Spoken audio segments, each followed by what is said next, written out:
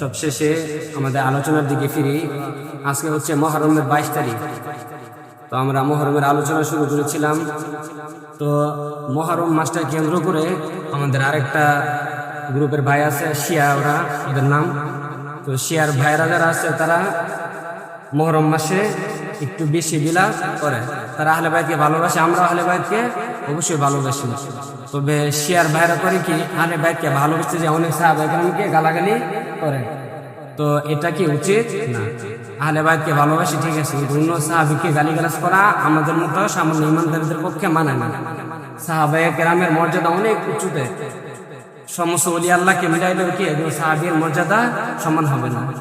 তো আমাদেরকে এই জন্য সতর্ক থাকতে হবে। সাহাবীদেরকে গালিগালাজ করা, তাদের সমালোচনা করা আমাদের জন্য শোভা পায় না, কেননা তাদের একটা পায়ের ধূলিকণার সমানও কি আমরা না।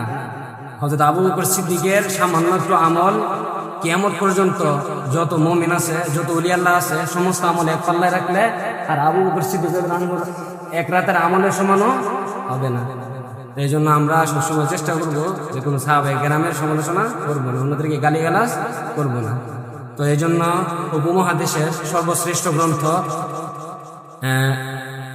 যিনি লিখেছেন আল্লামা মুফতি লুৎফর রহমান ফরাইজি, মুফতি লুৎফর রহমান ফরাইজি, উনি একটা বই লিখেছেন কারবালার কাহিনী ও প্রকৃত ইতিহাস সম্পর্কে একটা বই লিখেছেন। তো তিনি এই বইটার মধ্যে কি ইতিহাসের সবচেয়ে গ্রহণযোগ্য যে বইগুলো আছে, যেমন আল বিদায়া ওয়ান নিহায়া, তারিখে তাবারি, এই সমস্ত বড় বড় কিতাব থেকে উনি কি ওনার বইটা রচনা করেছেন। আলহামদুলিল্লাহ, ভারত উপমহাদেশের মধ্যে কারবালার সঠিক ইতিহাস, কারণ কারবালার শিয়ারা কারবালার ইতিহাস লিখতে লিখতে এমন ভাবে লেখছে, নিজ দুনিয়া একেবারে কি তাদের ইতিহাস দিয়া একবারে সাইলাপ করে ফেলছে। তো এই সময়ে উনি একটা বই লিখছেন কারবালার ইতিহাস, প্রকৃত ইতিহাস, এবং তার শুরু লেখছেন হলো মুফতি লুৎফর রহমান ফরাইজি, উনি নামটা শুনেছেন। উনি কি এই বইটা লিখেছেন কারবালার সঠিক ইতিহাস হিসেবে। তো আমরা ওই বইটা থেকে আলোচনা করছি। আমরা গত জুমায় কারবালার ইতিহাস আলোচনা শুরু করেছিলাম কুফা থেকে, যে কুফাবাসীরা হযরত হোসেন রাদিয়াল্লাহু তাআলা আনহুর কাছে বারবার চিঠি লিখছেন যে আপনি কুফায় আসেন, আমরা আপনার হাতে বায়াত গ্রহণ করব, আমরা ইজিদের শাসন চাই না। তো শুধু তারা চিঠি লেখে নাই, প্রায় 100-150 পর্যন্ত চিঠি লিখছে। চিঠি লেখার পরে 60 জন লোক পাঠাইছে এবং হোসেন রাদিয়াল্লাহু আনহুকে কুফায় আনার জন্য। তো তারা 60 জন লোক যে হযরত হোসেন রাদিয়াল্লাহু আনহুকে অনেক অনুনয় বিনয় করার পরে হোসেন রাদিয়াল্লাহু আনহু কি করলেন, চিন্তা ভাবনা করলেন। তারপরে মুসলিম বিন আকিলকে প্রথমে পাঠাইছিলেন যে ঠিক আছে তুমি আগে যাও, যে কুফার পরিস্থিতিটা তুমি নিজের চোখে অবলোকন করো, করে দেখো কুফার কি অবস্থা। যদি উপযুক্ত মনে হয় তাহলে তুমি আমাকে পত্র লিখো, লেখার পরে আমি সেই কুফায় যাব। তারপরে আপনারা গত সময় ঘটনা বলেছিলাম থাক অনেক আগে দাঁড়িয়ে গেলে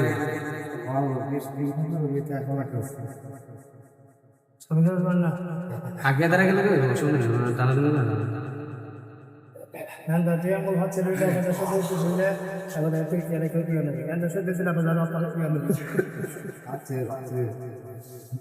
তো গত জমা বলেছিলাম পরে মুসলিম বিন আকিল কুফায় আসছিলেন। প্রথমত তো 18,000 পর্যন্ত ওনার হাতে বায়াত গ্রহণ করছে। করার পরে উনি দেখলেন যে কুফার অবস্থা ঠিক আছে, খুব ভালো, তখন কি উনি চিঠি লিখে দিলেন। তো চিঠি লেখার পরে ওনার চিঠি পৌঁছতে পৌঁছতে 45 দিনের মতো লাগছে মক্কায় চিঠি পৌঁছতে। তো ওনার চিঠি বাবার সাথে সাথে কি হযরত হোসেন রাদিয়াল্লাহু আনহু কি করেন, কুফার উদ্দেশ্যে রওনা হয়ে পড়েন। ওইখান থেকে আজকে আলোচনা করছি। হযরত হোসেন রাদিয়াল্লাহু আনহু জানতেন না যে কুফার গভর্নর চেঞ্জ হয়ে গেছে। তো কুফার আগের গভর্নর ছিল নুমান বিন বশির, ওনার নাম ছিল কি নুমান বিন বশির। উনি খুব ভালো ছিলেন, আহলে বাইতকে ভালোবাসতেন, মহব্বত করতেন। তো যখন হযরত হোসেন রাদিয়াল্লাহু আনহু রওনা দিয়েছেন, চিঠি পাইছেন, তখন কি কুফার অবস্থা পরিবর্তন। কুফাতে আরেকজন শাসক নিয়োজিত হয়েছে, উবাইদুল্লাহ বিন জিয়াদ। তার নাম কি ছিল? Ubaidullah bin Ziyad. এই ছিল একটা কট্টরবাদী। সে কি কট্টর ছিল, পাথর দিয়েছিল, তার দিলের ভিতরে কোনো মায়া দয়া কিছু ছিল না, সে নিয়োজিত হয়েছিল। হুসাইন রাদিয়াল্লাহু আনহু জানতো না। তিনি তো মুসলিমের আকিলের চিঠি পায় উনি রওনা হয়ে গেছেন। তো এদিকে যখন নোমান বিন বশির জনগণকে আশ্বস্ত করলেন যে তোমরা কেউ বিদ্রোহ করো না, মুসলিমের আকিল কেউ কিছু বলে নাই। হুসাইন রাদিয়াল্লাহু আনহু দূত যে কুফায় আসছে, তিনিও কি মুসলিম আকিলকে কিছু বলেন নাই, তিনি আহলে বাইতকে ভালোবাসতেন। তো এটা আবার শিয়াদের কাছে কি হয় নাই, ভালো লাগে নাই যে উনি হুসাইন রাদিয়াল্লাহু আনহুর দূত, তার কিছু করে না কেন, এই খুব শিয়ারের ভিতরে। তো প্রথমে ওনাকে বিভিন্নভাবে ক্ষুব্ধ করার চেষ্টা করলেন যে আপনি তো একটা কাপুরুষ, একটা বিতু, আপনি হুসাইন রাদিয়াল্লাহু আনহুর দূত আইছে তারে হত্যা করে নেবেন না, আপনি আরো তাদেরকে বুঝাইতেছেন রাষ্ট্রদ্রোহিতা না করতে, আপনি তাদেরকে বুঝাইতেছেন আপনি তো একটা কাপুরুষ, আপনি সবার সামনে তারা হত্যা করেন। তখন তিনি বলছিলেন যে না, আমি আল্লাহকে ভয় করি, আল্লাহর ভয়ের সামনে আমি যদি কাপুরুষ হই, কাপুরুষই ভালো, তারপরে আমি কি আল্লাহ নাফরমানি করতে পারি না। তো শিয়ারা দেখলো যে সাবাই চক্র, যে তারে দিয়ে কাজ হবে না।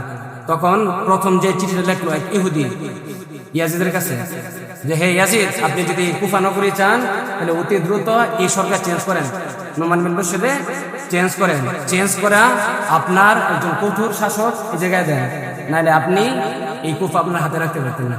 এইভাবে নানান আজে বাজে যত আজগুবি কথা আছে, বানোয়াটি কথা বানাইয়া ইয়াজিদের কাছে পাঠাইছে। পরবর্তী বলছিলাম ইয়াজিদ কি তার পরামর্শ করে উবাইদুল্লাহ বিন জিয়াদকে সেখানে পাঠায়। তো উবাইদুল্লাহ বিন জিয়াদ সে ছিল কট্টর, তার আদেশ পালনে সে ছিল কট্টর। সে কে আহলে বায়াত, কে নবীর নাতি, সে দিকে দেখে না, তার দিল হলো পাথরের দিল। তো পরবর্তী বলছিলাম যে মুসলিম বিন আকিল প্রথমে কার গৃহে আশ্রয় নিয়েছিল, মুক্তার। তিনি প্রথমে মুক্তারের গৃহে আশ্রয় নিয়েছিলেন। যখন উবাইদুল্লাহ বিন জিয়াদ এই দেশের সরকার হলেন, গভর্নর হলেন, হওয়ার পরে প্রথমে ভাষণ কি দিয়েছিলেন যে যারা হুসাইনের ইয়াজিদের বিরুদ্ধে বিদ্রোহ করেছিল তাদের লিস্ট আমার কাছে দাও, এবং যারা বাহির থেকে এই কুফার ভিতরে প্রবেশ করছে সমস্ত মানুষগুলোর লিস্ট আমার কাছে দাও। যারা বিদ্রোহ করছে, যারা বিদ্রোহ প্রমাণ পাওয়া যাবে তাদেরকে হত্যা করে তার দরজার সামনেই তার লাশ ঝুলাই দেওয়া হবে। সারে কুফাবাসীতে এই ঘোষণা করে দিল। তো কুফাবাসীরা কি সবাই ভয় পেয়ে গেল। এদিকে মুসলিম বিন আকিলও ভয় পেয়ে গেছে যে এখন আমার জায়গাটা পরিবর্তন করতে হবে। তখন উনি কি এই মুক্তারের গৃহ থেকে চেঞ্জ হইয়া আরেকজন সরকার আমির ছিল, ওনার নাম হলো হানি বিন উরওয়া। উনার বিয়ে কি করলেন, গেলেন, ওনার কাছে আশ্রয় চাইলেন। তো উনিও আহলে বাইতকে ভালোবাসতেন। উনি বললেন যদি আপনি ঘরের বাইরে থাকতেন তাহলে আমি বলতাম আপনি চলে যান, কিন্তু আপনি যেহেতু ঘরের ভিতরে এসে পড়ছেন, এখন কি আপনাকে আমি ঘর থেকে বের করে দিতে পারি না, অসম্মান করতে পারি না। তখন উনি কি ওনাকে রাখলেন। তারপরে আসেন এবার যখন উবাইদুল্লাহ তার দুধ মারফত গোপন গোয়েন্দাদের কাছ থেকে জানলেন যে মুসলিম বিন আকিল এখন কি উরওয়া বিন তার গৃহে আছে, আমর বিন উরওয়া তার গৃহে আছে, তখন ইয়াজিদ কি করলো, এই আমর বিন উরওয়াকে গ্রেফতার করলো। যার ঘরে মুসলিম বিন আকিল আছে সে ঘরের মালিককে গ্রেফতার করলো। আমর বিন উরওয়া, তার নাম কি আমর বিন উরওয়া, ওনাকে গ্রেফতার করলো। গ্রেফতার করে ইয়াজিদ জিজ্ঞাসাবাদ করতেছে যে আমি গোপন সূত্রে জানতে পারছি মুসলিম বিন আকিল তোমার ঘরে আছে, এটা কি সত্য কিনা? তো উনি বললেন যে না, আমার গৃহে নাই। উনি না করলেন। তো না করার পরে কি করলো ইয়াজিদ, তাকে গ্রেফতার করলেন। গ্রেফতার করে জেলখানায় পাঠিয়ে দিলেন। এদিকে আমর বিন উরওয়ার গোষ্ঠী জাতির মানুষ যারা ছিল সবাই বিদ্রোহ করা শুরু করলো যে উনি একজন সরকারি আমির, ওনাকে কেন জেলে দেওয়া হলো। এভাবে সবাই বিদ্রোহ শুরু করে দিল। এই বিদ্রোহের মধ্যে আমর মুসলিম বিন আকিলও যোগদান করলেন। উনিও ওনাদের নেতৃত্ব দিয়ে 40 জনের মতো অস্ত্র সহ 40 জনের মতো কি সবাই ইয়াজিদের এই উবাইদুল্লাহ বিন জিয়াদের এই রাজপ্রাসাদের কাছে গেল। তো এই অবস্থা দেখে কি উবাইদুল্লাহ বিন জিয়াদ ভয় পেয়ে গেল যে 40 জন অস্ত্র সহ এসে পড়ছে, এখন কি করা যায়। তো সে আগের মতো কুফাবাসী আগে যেমন প্রতারক ছিল এখন এমন প্রতারক উনি কি করলেন, কয়েকটা ওনার সেনা থেকে যারা শিয়া ছিল ওখানে পাঠাইলো ওই শিয়াদের কাছে, তোমরা যে তাদেরকে লুট দেখাও, অর্থ সম্পদের লুট দেখাও, ভয় দেখাও, যে কয়েকদিন পরে কিন্তু সিরিয়ার ইয়াজিদের শরীরে কোনো আরো আইলে কিন্তু তোমাদের অস্তিত্ব আর থাকতো না। এই ভয় দেখান শুরু করছে। ভয় দেখান যখন শুরু করছে তখন ওই যে এই 40 জন যারা বউ আছে, মা আছে, আইপর কয়েকদিন পরে ইয়াজিদের সেনা পাঠাইব, তখন তো তোরা অস্তিত্ব রাখতো না, এখন যায় বিদ্রোহ করতেছ।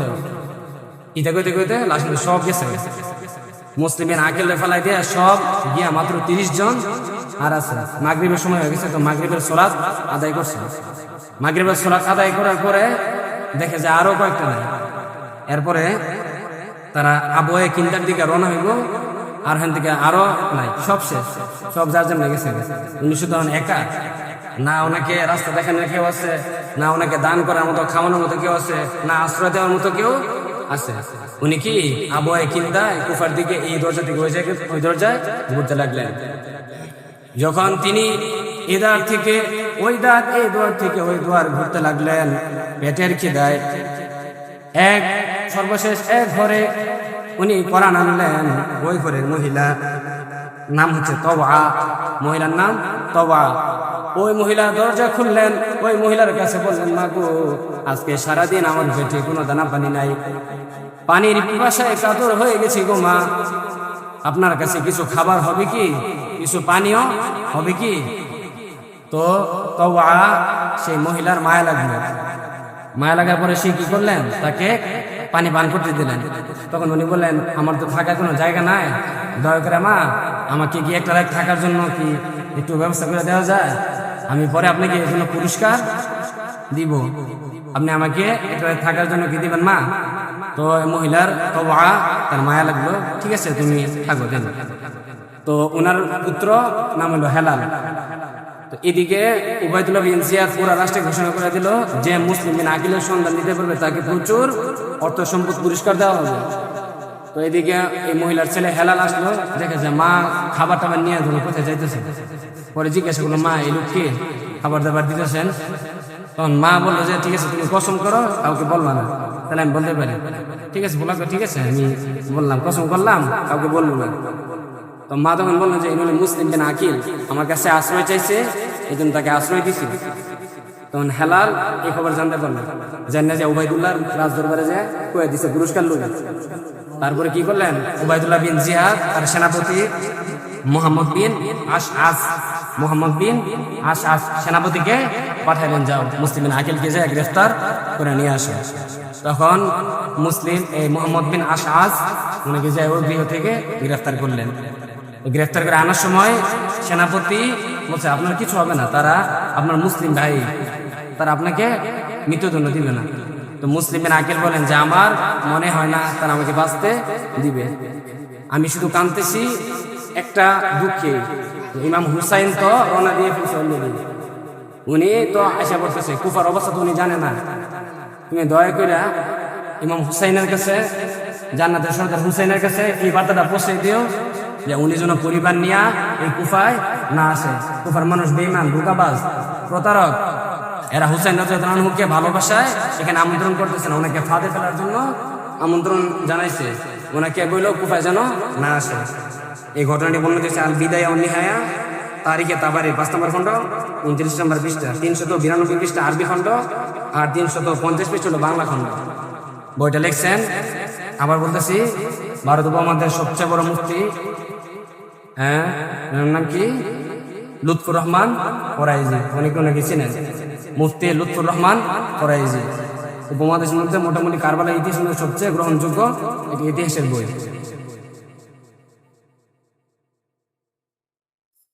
তো তারপরে মুসলিম বিন আকিল মোহাম্মদ বিন আশআসের কাছে এই ওয়াদাটা নিলেন যে তুমি আমার কাছে ওয়াদা করো, আমি তোমার কাছে ধরা দিলাম, আত্মসমর্পণ করলাম, আমি আমার গর্দান দ্বিখণ্ড কর্তৃত্ব আমি কোনো ভয় পাই না, আমি আমার জীবন দিতেও ভয় পাই না, আমার শুধু মনে একটাই ভয়, ইমাম হুসাইন রাদিয়াল্লাহু আনহু পরিবার সহ তো এই কুফায় আসতেছেন, ওনার যদি কিছু একটা হয়ে যায় আমি মুসলিম বিন আকিল এটা সহ্য করতে পারবো না, তুমি শুধু ওনার কাছে এই বার্তাটা পৌঁছে দিও, উনি যেন পরিবার নিয়ে কুফায় না আসে।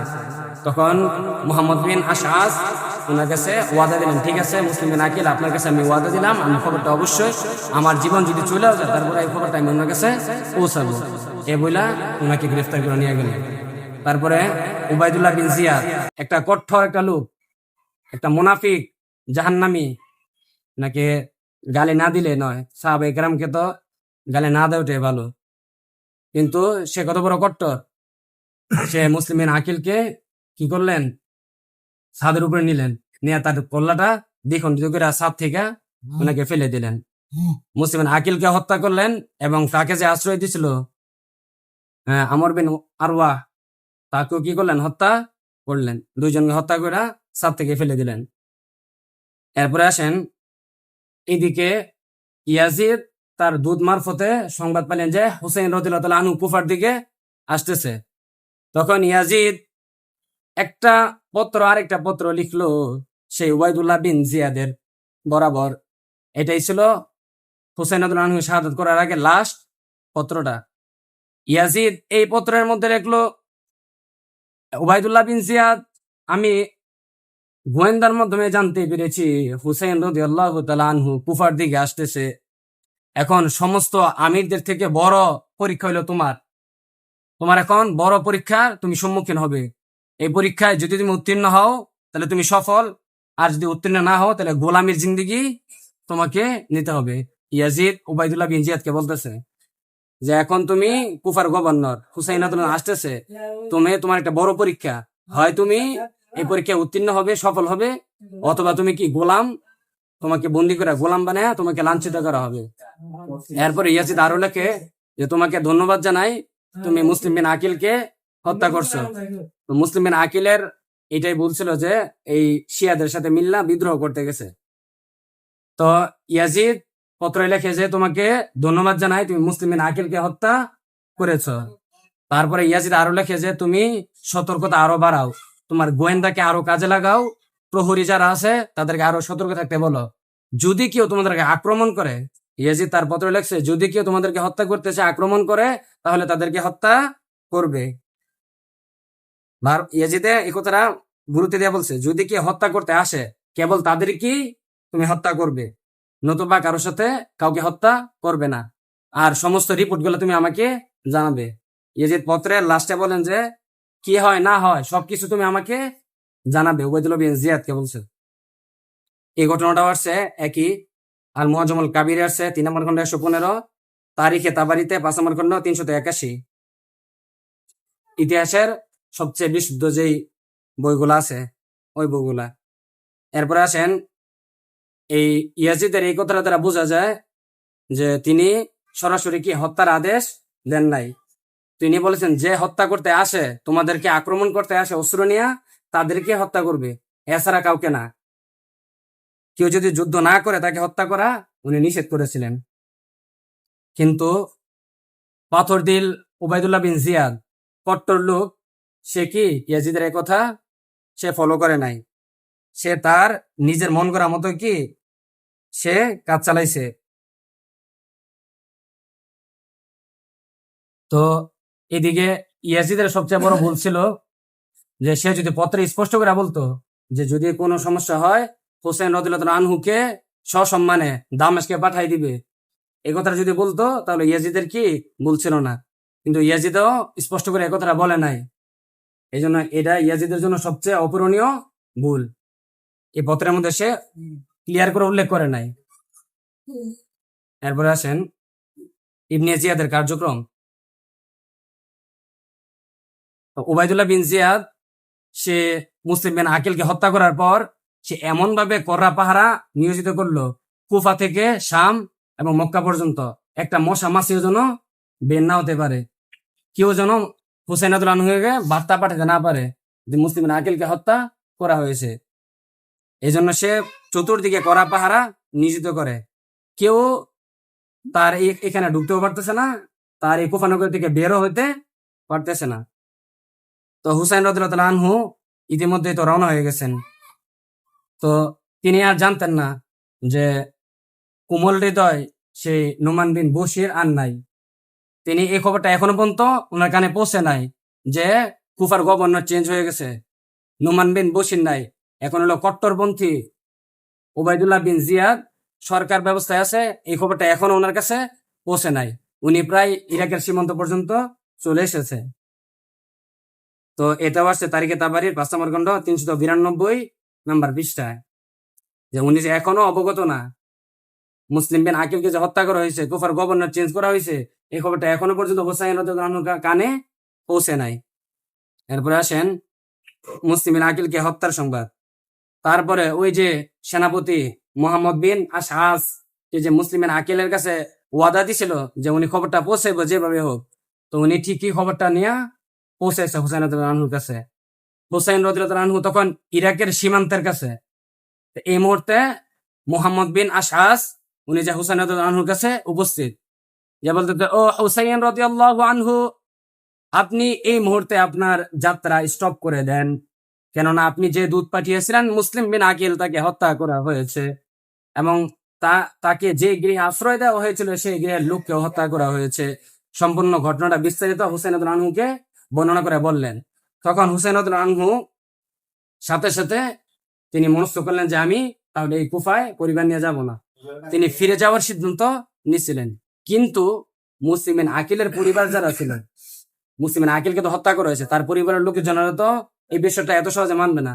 তো তারা বলা শুরু করলো যে আমরা এখন ফিরে যাব না, আমরা কুফায় গিয়ে এর প্রতিশোধ নিব অথবা জবাবদিহি করব। মুসলিম বিন আকিলকে যে হত্যা করলো তার এখানে কি অপরাধ ছিল এই বিষয়ে জবাবদিহি করব, আমরা এর প্রতিশোধের বদলা নিব, যদি আমরা শহীদ হয়ে যায় তারপর আমরা কুফায় যাব। তখন হুসাইন রাদিয়াল্লাহু আনহু বললেন, তোমরা যদি যাও তাহলে তো আমাকেও তোমাদের সাথে যেতে হবে। তিনি ইচ্ছা না থাকা সত্ত্বেও কি তাদের সাথে ওখানে গেছিলেন। এই ঘটনা তারিখে তাবারি 5 নম্বর খণ্ড 389 পৃষ্ঠা। ঠিক শিয়াদের গ্রন্থেও এই ঘটনাটা আসছে যে হুসাইন রাদিয়াল্লাহু আনহু প্রথমে কি ফিরে যেতে চেয়েছিলেন, কিন্তু মুসলিম বিন আকিলের পরিবার তারা জেদ করায় যে আমরা এই হত্যার বিচার চাই, মুসলিম বিন আকিলের হত্যার বিচার চাই। এই হিসাবে কি ওনারা আবার এই কুফার দিকে রওনা হওয়া শুরু করলেন। এইদিকে যে এই হুসাইন রাদিয়াল্লাহু আনহুকে আনার জন্য 60 জন দূত গেছিল শিয়ার, এই শিয়ারার সবচেয়ে বড় চক্রান্ত শিয়ারাত, তারা উঁচা করে লাগছিল, মরিয়া হয়ে গেছিল কিভাবে হুসাইন রাদিয়াল্লাহু আনহুকে কুফায় আনা যায়। ওই 60 জন শিয়াও এই উনাকে আবার প্রতারণা দিতে শুরু করলো যে দেখেন হুসাইন রাদিয়াল্লাহু আনহু মুসলিম বিন আকিলের চাইতে আপনাকে সবাই বেশি সম্মান করে, আপনি হলেন নবীজি সাল্লাল্লাহু আলাইহি সাল্লামের নাতি, জান্নাতের সর্দার, আপনি গেলে তারা আপনার সাথে বেঈমানি করবে না, আপনার কথা শুনবে, এজন্য আপনি আসেন, আপনাকে কিছু করবে না। এই 60 জন শিয়া আবার ওনাকে এই প্রতিশ্রুতি দিল যে আপনি আসেন, কিচ্ছু হবে না। এটাও শিয়াদের গ্রন্থে আসছে সুকার্তের দীর্ঘশ্বাস এই বইটায় 147 নম্বর পৃষ্ঠায়। তো এই কুফারি শিয়ারা প্রতারিত করে এই 60 জন ওনাকে প্রতারিত করে যে আপনি আসেন। তো উনি আস্তে আস্তে ইরাকের সীমান্তে, কুফার সীমান্তে চলে আসছে। এখানে দেখা হয়েছে উবাইদুল্লাহ বিন জিয়াদের সেনাপতি হুর বিন ইয়াজিদ তার সাথে। তো ইনশাল্লাহ সামনে জুমায় হুর বিন ইয়াজিদের কি কথা হয়েছিল এবং হুসাইন রাদিয়াল্লাহু আনহুর মূল যে ঘটনা কিভাবে শহীদ করা হয়েছে কারবালার প্রান্তরে, ওই ঘটনা ইনশাল্লাহ সামনে জুমায় আমরা বর্ণনা করব।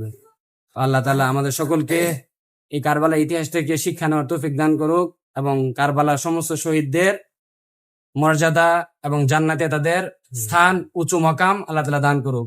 আর মুনাফিক, বেঈমান, জাহান্নামের নরকের কীট যারা হুসাইন রাদিয়াল্লাহু আনহুকে শহীদ করেছিলেন, যারা জাহান্নামী, তাদের উপর আল্লাহর লানত, তাদের জাহান্নামে তাদের স্থান আবু জাহেল, উতবা, সাইবাদের সাথে হোক। আমিন। যারা কেবল জমা পড়ে না, যারা কেবল জমা পড়ুন।